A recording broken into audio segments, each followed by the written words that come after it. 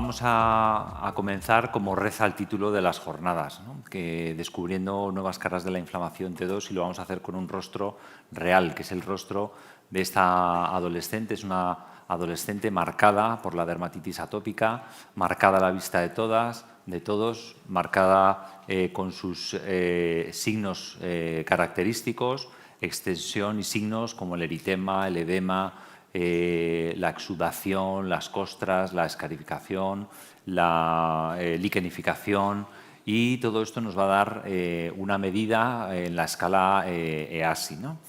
Y si preguntamos un poco a la paciente, nos va a hablar del prurito, de la dificultad que tiene para descansar, y con esos datos añadidos a extensión y a gravedad, pues vamos a tener la escala SCORAD. Y si miramos el rostro de esta paciente, también tiene un semblante, un estado de ánimo, y podemos intuir cómo se siente, cómo la hacen sentir los demás, y nosotros podremos obtener información en relación a eso pues con los cuestionarios de calidad de vida dermatológica. Y luego, por último, nosotros haremos nuestras intervenciones, pondremos tratamientos a la paciente y mediremos el efecto de esas intervenciones pues con la escala del investigador, ¿no? La evaluación de los tratamientos con la IGA. Bien, pues como decíamos al principio, como decía la doctora Sala, vamos a hacer un pequeño repaso, va a ser breve, no va a ser muy extenso, desde los ensayos clínicos hasta la práctica real del tratamiento con dupilumab en los niños y en adolescentes que padecen dermatitis atópica. Y vamos a hacer una muy pequeña introducción para ponernos en contexto. Ayer ya se comentaba algunos de estos puntos que voy a comentar en esta diapositiva. Sabemos que la dermatitis atópica es la enfermedad crónica cutánea más común en los países industrializados, pero en los niños y en los adolescentes tiene un aspecto muy importante porque, como ya vimos ayer, hasta un 90% de los casos de dermatitis atópica debutan antes de los 5 años. Y hay otros dos puntos muy interesantes, y es que en los niños hasta un 40% de las formas de dermatitis atópica van a ser moderadas o graves.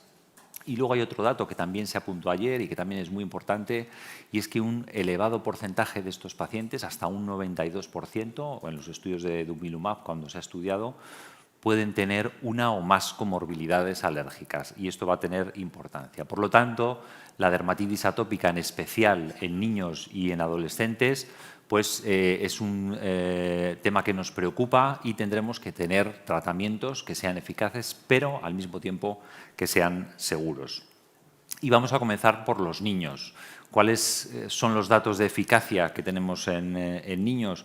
Pues aquí presentamos los datos del estudio Liberty et al., un estudio de extensión abierto a 52 semanas, que fue precedido por un estudio doble ciego controlado con placebo de 16 semanas, y en este estudio se reclutaron 321 pacientes con una edad media de 8,6 años, en el que el 50% eran mujeres. Y vemos cómo ya más allá de las 16 semanas de esa primera fase de estudio, en este estudio de extensión, pues el porcentaje de pacientes que alcanzaban el EASI 50, 75 y 90 iba elevándose y se mantenía a lo largo del tiempo, obteniendo hasta un 97% de los pacientes el EASI 50 y un 50% de los pacientes el EASI 90.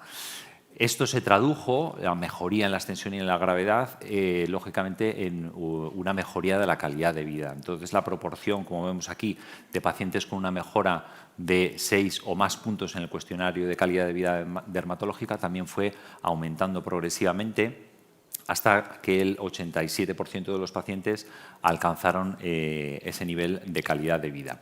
Si nos vamos al grupo de adolescentes, en este mismo estudio de extensión, pues vemos resultados similares. Hasta un 81% de los pacientes alcanzó el EASI 75 en esas 52 semanas de seguimiento. Y si nos remontamos al estudio original, al estudio doble ciego controlado con placebo, pues vemos también que en este grupo de adolescentes hasta un 57% de los pacientes obtuvo una mejora en la calidad de vida igual o mayor a 6 puntos tan solo con 16 semanas de tratamiento. Y esto en cuanto a datos de eficacia en dermatitis atópica, pero como veíamos ayer, también los estudios Liberty, cuando se diseñaron, establecieron una serie de análisis preespecificados para analizar el efecto de dupilumab en las comorbilidades alérgicas. Entonces, en este estudio inicial, en Liberty et al., vemos que un alto porcentaje de pacientes tienen otras comorbilidades alérgicas, un 65% rinitis, un 60% alergia a alimentos, un 53% asma. ¿Y cómo se analizaron los cambios en el asma o la mejoría en el asma y en la rinitis alérgica, como vemos aquí en estas dos gráficas? Pues bueno, el control del asma se midió con el cuestionario con la versión de 5 preguntas del cuestionario de control del asma de Juniper, y la mejoría en la rinitis alérgica con la puntuación total de síntomas nasales. Y si nos fijamos aquí en la gráfica, en gris tendríamos los grupos placebo, y aquí tendríamos los pacientes que han recibido dupilumab cada 4 semanas y cada 2 semanas. Pues vemos diferencias significativas en la mejora de la puntuación, tanto para el control del asma como en el control de la rinitis alérgica. Pero estos estudios fueron un paso más allá y se fijaron en los biomarcadores tipo 2, ¿no? Y también en el recuento de eosinófilos. Aquí nos ofrecen datos muy interesantes, ¿no?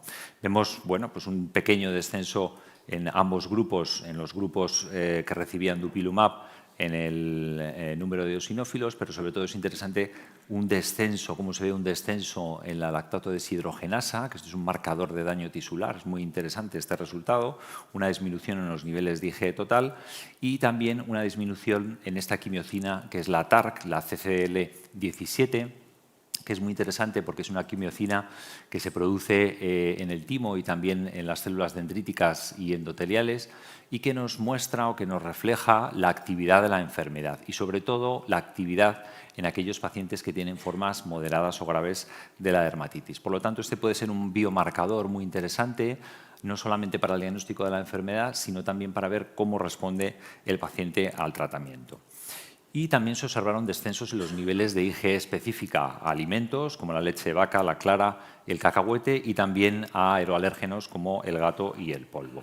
Y bueno, pues vemos, si nos fijamos en algunos ejemplos, descensos significativos. En rojo tendríamos los pacientes que han recibido dupilumab cada 2 semanas, pues descensos que oscilan entre el 41,8% para clara de huevo y 51,8% para cacahuete. Esto podemos luego debatirlo en el turno de preguntas. Respecto a la seguridad, y eso lo comentó ayer el doctor Alcántara, no voy a detener mucho, pues bueno, el perfil de seguridad de niños y adolescentes podríamos decir que hasta la semana 52 ha demostrado que es similar en adultos. En cuanto a ausencia o disminución de la tasa de interrupciones, vemos que no se produjo ninguna en los grupos de niños y de adolescentes.